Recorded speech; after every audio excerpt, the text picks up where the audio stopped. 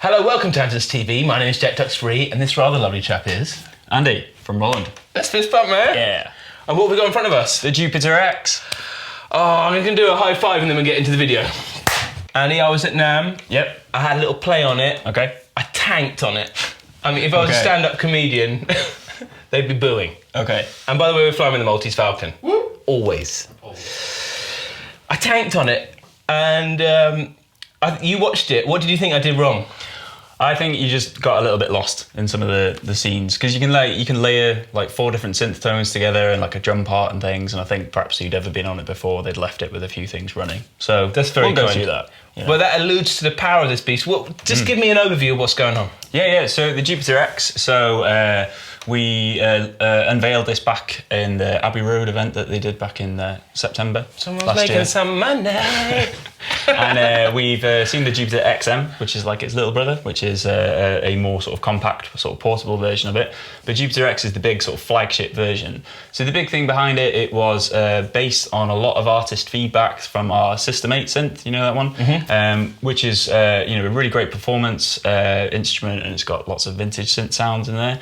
So they spoke to a lot of artists, loads of session musicians, of what kind of thing that they wanted to see in sort of like a more sort of pro gigging synth. So a lot of that feedback really is what's kind of formed the Jupiter X. So for starters, they wanted more keys, so we've got 61 keys, and it's also a super nice synth action, really nice to play. It's got aftertouch on it as well. Mm-hmm. It's proper sort of metal build quality. It's pretty heavy and chunky, built for life on the road. We've got things like balanced outputs, like a proper IEC lead, so all kind of rugged standard things. And then all the controls are super high resolution. So all of these faders and the cut-off knob and everything like that, they're all 1024 steps of resolution. So if you tweak it on the screen on here, you can see it gives us like the little dial that displays what it's on at. So like it's super smooth. Like so most, I guess like most synths will give you like MIDI resolution of 128. The System 8's got 256, but yeah, this one 1024, so super smooth. And the other big thing is, so we've got lots of different like classic synth engines built into it. So we have a Jupiter 8, Juno 106, JX8P, SH101, XV5080, which is like a rack mounted sound module, you know the one. It's got an RD piano engine in there as well, because sometimes you need to layer in pianos. That's what I'm saying, like the headline of this excited me so much. Yeah. And then when I came up to it now, I just tanked it so hard. Okay. Go check it out if you want to see a guy dying in front of a camera. That was me. And then you also get the new Zencore bass engine, synth engine, which comes from, it's in the Phantom, and it's also in another couple of products. So we've got another cool thing where now it's possible to exchange patches. So if you make a synth patch on the Phantom, you can then load it into this, and vice versa, and trade it on that. And then add in things like, Jupiters and Junos and stuff on top, which is pretty cool. Good top keyboard for a big Phantom, maybe. Yeah, exactly, yeah. So brilliant for studios, really good for live musicians, and good for people like yourself who play really well. So. Oh, thanks, boy. Yeah. Should we do, because it is a synth, essentially, should we get to the gubbins and hear it naked? Yeah, absolutely. Let's do that. And you've got a raw oscillator going. Yeah, so we've got a raw oscillator. So this is just a Jupiter 8 synth engine. One thing I wanted to talk about before we look on that. This is like a bit of a cool thing. So on the screen on here, you can see it's got a temperature that's showing on there. So it says 39 degrees on this. So the Jupiter X and also the Jupiter XM in its latest firmware update, they've actually got a hardware temperature gauge built into it. Yeah. And it measures how hot the circuits are and then adjusts the tuning of the instrument to represent that.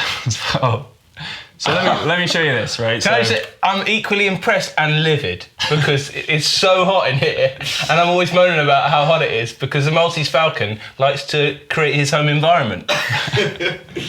Yeah, it is quite warm in here. It's so warm. But, show it.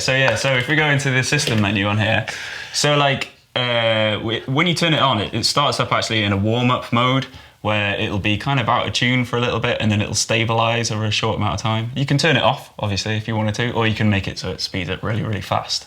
But at the moment, so the temperature that we've got is set on real. So if you hold a chord, it's all kind of like nice in tune. Yeah. But let's skew it. So if I put it down to like 0 degrees C, And as I cycle through if you hold the chord, I'll change the temperature.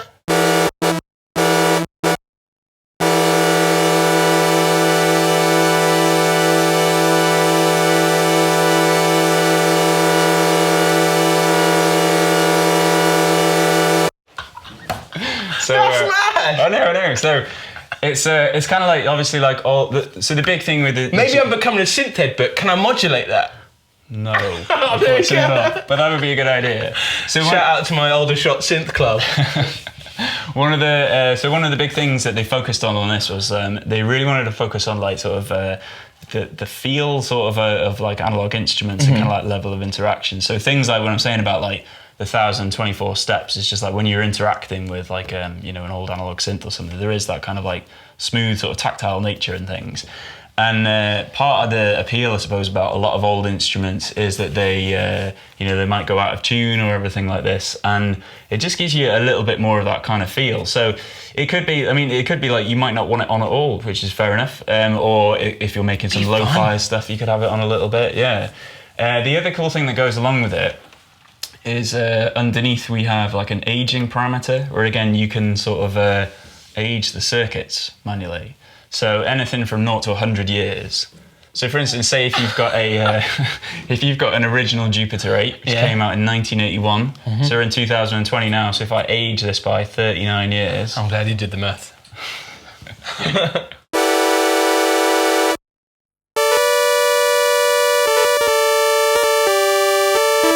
Wow, yeah, I'm glad I didn't buy an old one. Yeah, exactly. So it's just, and you know, so the circuits get a little bit darker and they kind of like reflect that kind of thing.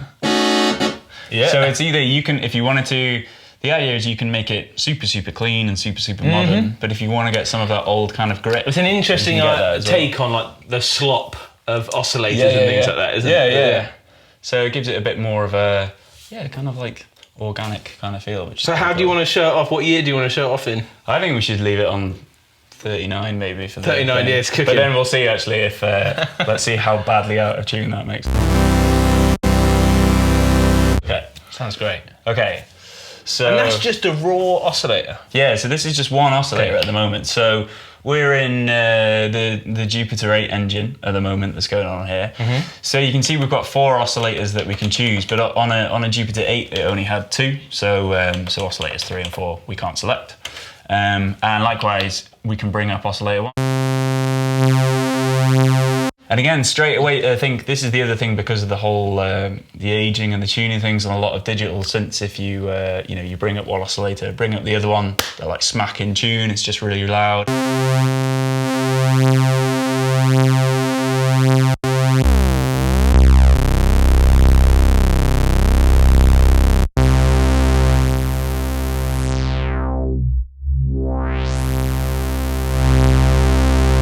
Which goes through, we've got 2 envelopes obviously over here, which you can set to be either pitch, filter or amp, or a pitch and filter on the left or on there. So depending on what synth module you're in, you can sort of mess around with that. We can...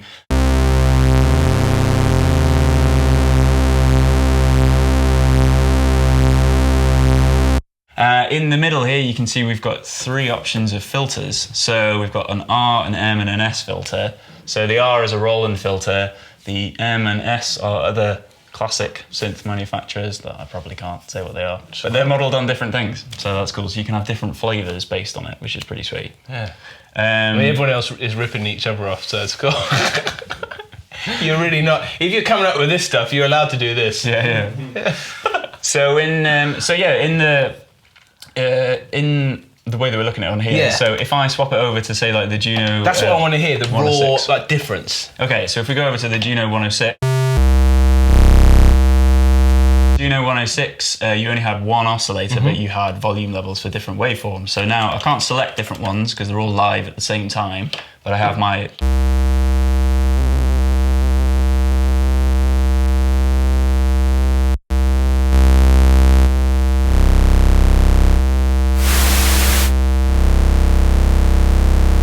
push this button here.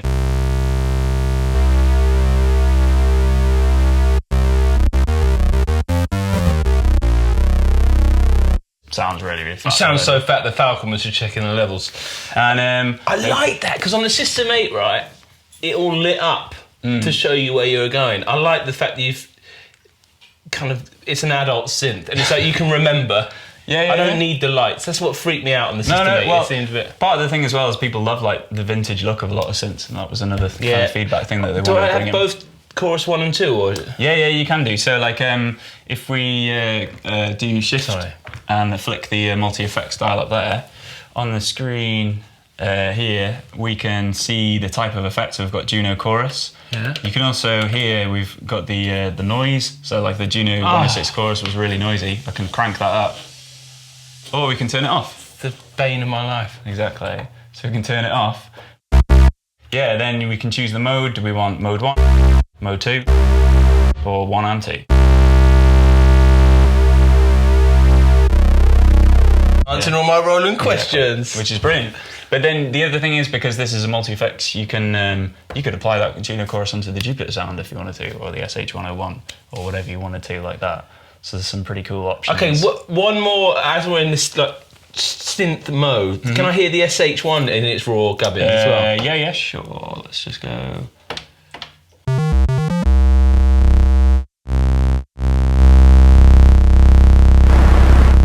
So that's your SH101. And can I hear the filter on that as well? Yeah.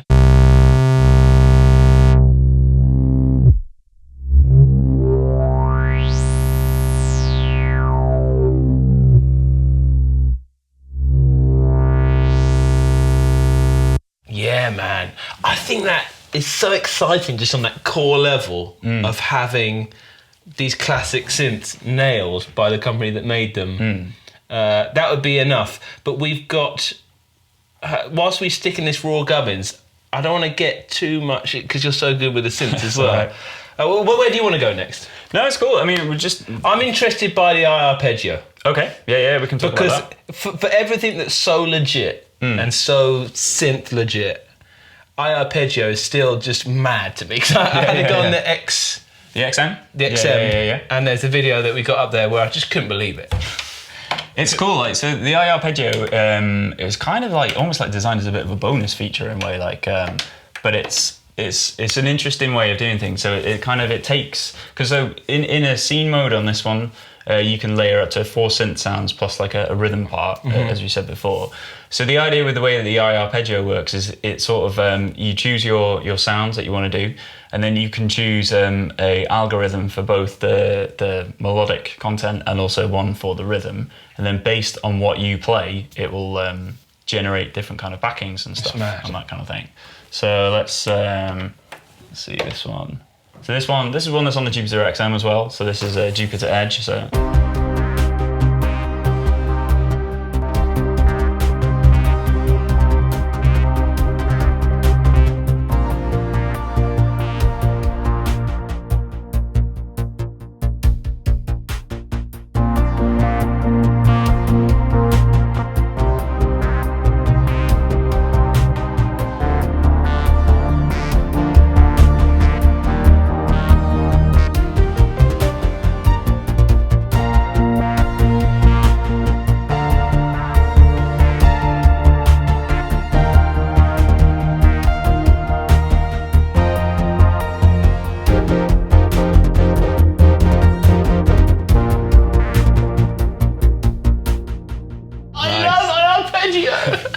So what we can do is then, because we have our different types on here, so if you change the type of algorithm, so if I choose like another sort of ensemble one and change the rhythm, so this doesn't change in the sounds, but it's changing different algorithms. So if you play something else now, the sounds will be the same.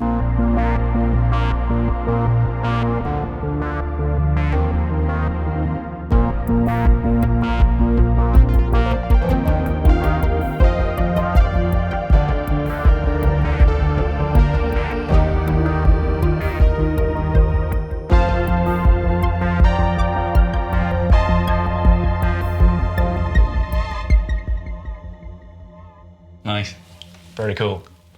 So yeah, it's a cool option. Like, and you can get in there and you can edit them if you want. For me, it's like a fall in love button. Okay, like that's cool. If I just bought it, or I had a bit of time to kill and I just wanted to have a fiddle. Yeah. And enjoy all of the sonic gubbins, I'd turn that on. Sweet, that's cool. So I think if you've got a partner and they're like, oh, why'd you spend all that money on that synth? And you put this on, you're like, oh, come, you have a go on it. And you hit that and like... Yeah, totally. Everyone's having a good time. Where other cool things is you've got super legit synth stuff, but then the XV and the RD, how are they implemented? So basically it allows you to, because you can, as I say, you can layer up to kind of like four synth tones here. So and the XV and the RD, because in my mind I'm like, oh right, now we've got sample, like PCM sample playback, right? Yeah. Because I remember those modules. So like if you try this one, this is one that's sort of layered a piano with some synth sounds and stuff.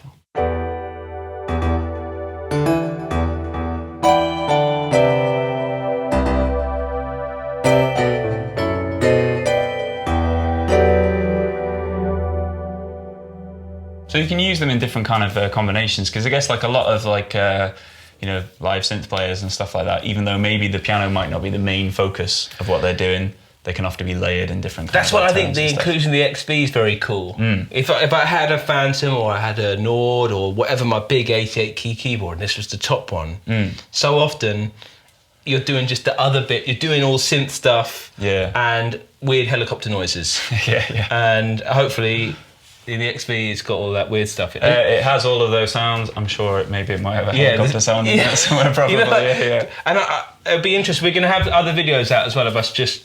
I should have said at the beginning of the bloody video, but we've been talking a lot, and if that's really angered you, there is another video where there'll be no talking, and we'll just be reacting to some patches with the Falcon. Any other bits in there? How does it interact with your cloud stuff, and is there editors and things like that? No.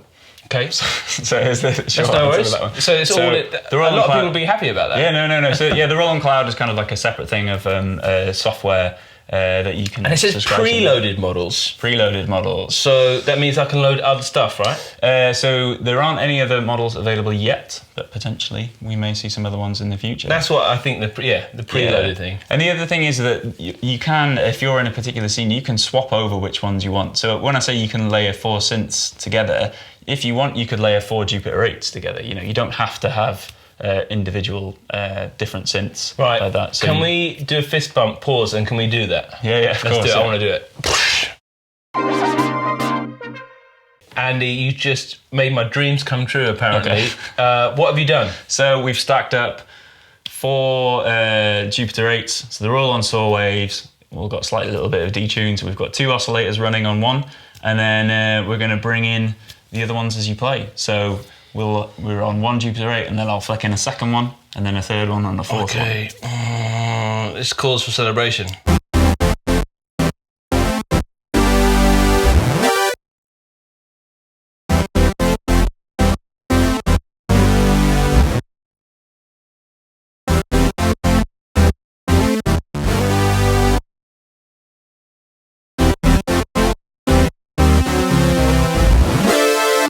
Nice.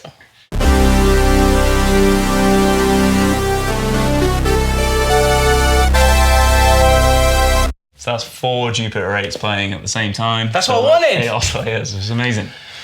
I love that, because that's the benefit of it being digital, right? You can do more, and then all of those can be of a certain age as well. Yeah, and we've got... That is mad. I love how we started with that.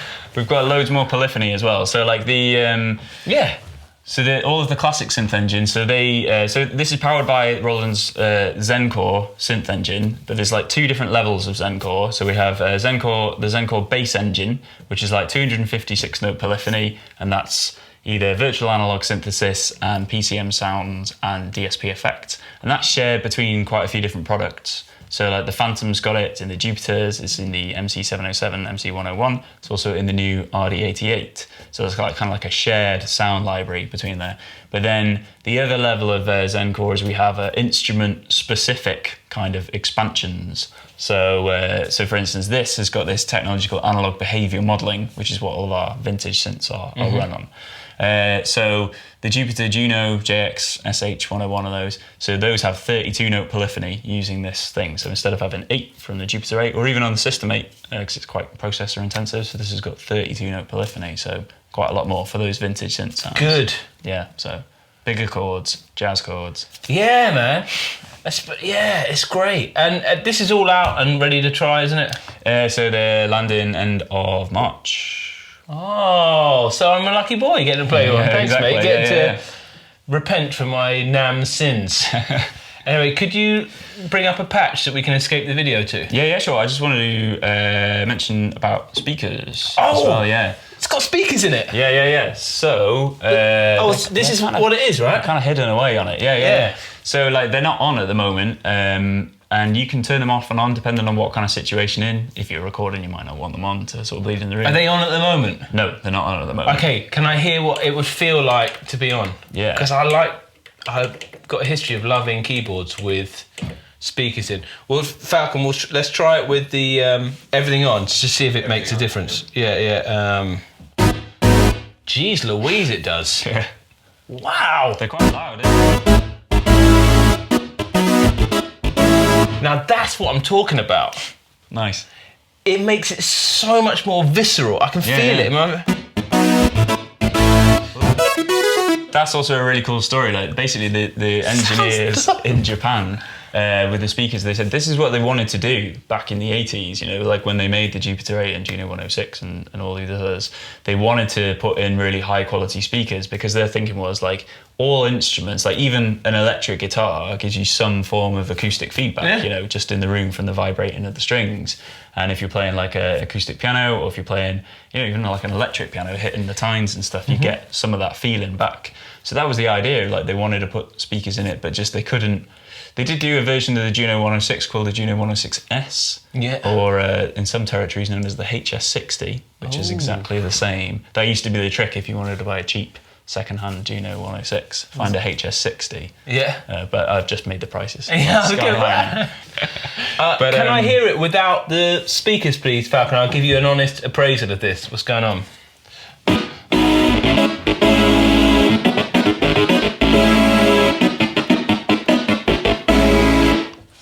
I dig it, man. We're also, I mean, so this is on like maximum volume, and like say if we just have it one Jupiter as well, because we still have it before.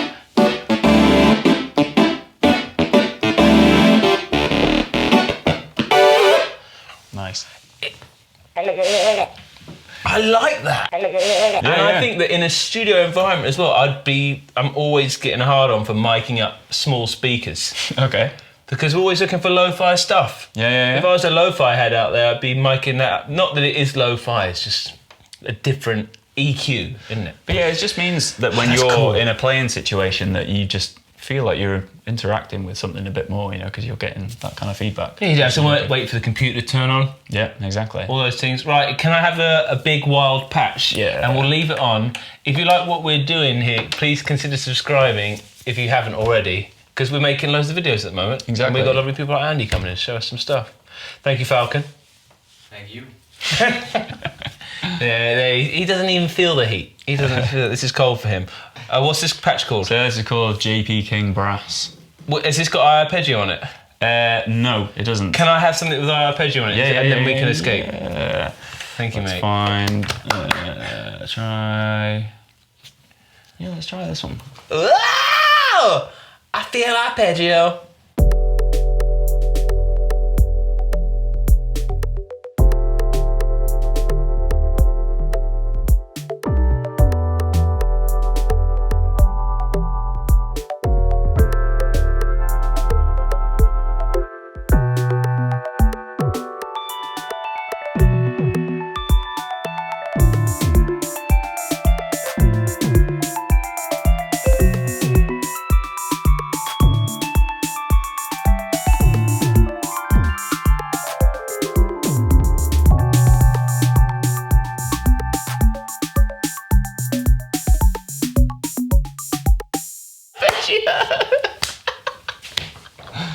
I can't believe that exists.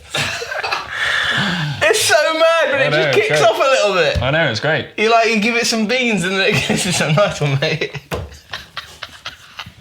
Yeah. and it's like brings in like it's just a random Afro beat. Yeah. I know. I just want to meet the guy that made our Arpeggio.